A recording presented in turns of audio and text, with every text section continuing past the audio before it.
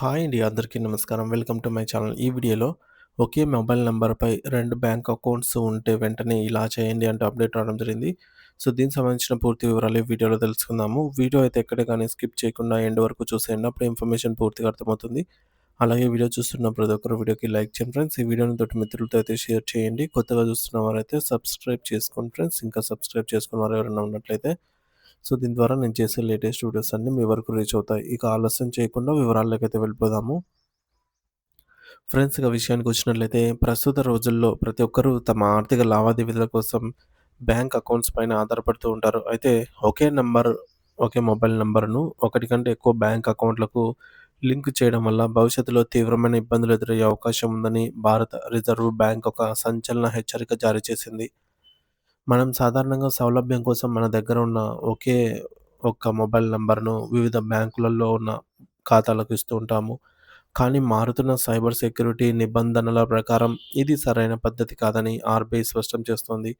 ఈ నేపథ్యంలో ఒకే మొబైల్ నంబర్‌పై 2 లేదా అంతకంటే ఎక్కువ బ్యాంక్ అకౌంట్‌లు ఉన్నవారు వెంటనే అప్రమత్తమై తగిన చర్యలు తీసుకోవాలని బ్యాంకింగ్ రంగం నిపుణులు అయితే సూచిస్తున్నారు. చాలామంది కస్టమర్లకు తమ ఉద్యోగ అవసరాల కోసమో లేదా పొదుపు కోసమో ఒకటి కన్నా ఎక్కువ బ్యాంక్ అకౌంట్‌లు ఉండటం సహజం.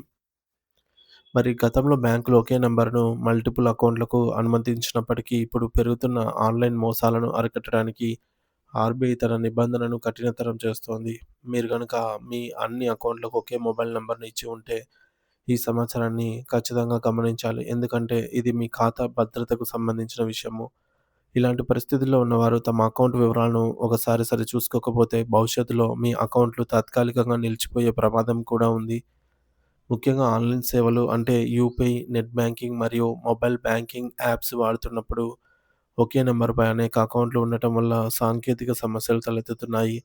ఒకే మొబైల్ నంబర్ ఉన్నప్పటికి ఆటోమేటిక్‌గా ఏ అకౌంట్ నుండి నగదు డెబిట్ అవ్వాలి లేదా ఏ అకౌంట్‌కు ఈ మేరకు అసెస్‌మెంట్ అలర్ట్స్ అయితే వెళ్ళాలి అనే విషయంలో బ్యాంక్ సర్వర్‌లలో గందరగోళం ఏర్పడవచ్చు. దీనివల్ల మీరు ఒక అకౌంట్ నుండి లావాదేవీ చేయాలనుకుంటే పొరపాటున మరో అకౌంట్ నుంచి డబ్బులు కట్ అవ్వడం లేదా లావాదేవీలు విఫలం కావడం వంటివి జరుగుతూ ఉంటాయి. అందుకే ప్రతి బ్యాంక్ అకౌంట్‌కి ఒక ప్రత్యేక మొబైల్ నంబర్‌ను కేటాయించడం అత్యంత ఉత్తమమైన మరియు సురక్షితమైన మార్గమని ఆర్‌బీఐ తాజా సమాచారం ద్వారా తెలియజేస్తోంది. ఈ సమస్యను పరిష్కరించడానికి ఆర్‌బీఐ ఇప్పుడు ఆహ్, కేవైసీ కేవైసీని నిబంధనలలో కీలక మార్పులను తీసుకొనొచ్చింది. మీరు మీ బ్యాంక్ బ్రాంచ్‌కు వెళ్లి కేవైసీ ఫామ్ నింపేటప్పుడు కేవలం మీ ప్రాథమిక మొబైల్ నంబర్ మాత్రమే కాకుండా, ఒక ప్రత్యామ్నాయ మొబైల్ నంబర్ అంటే ఆల్టర్‌నేటివ్ మొబైల్ నంబర్‌ను కూడా నమోదు చేయాలనైతే సూచిస్తోంది.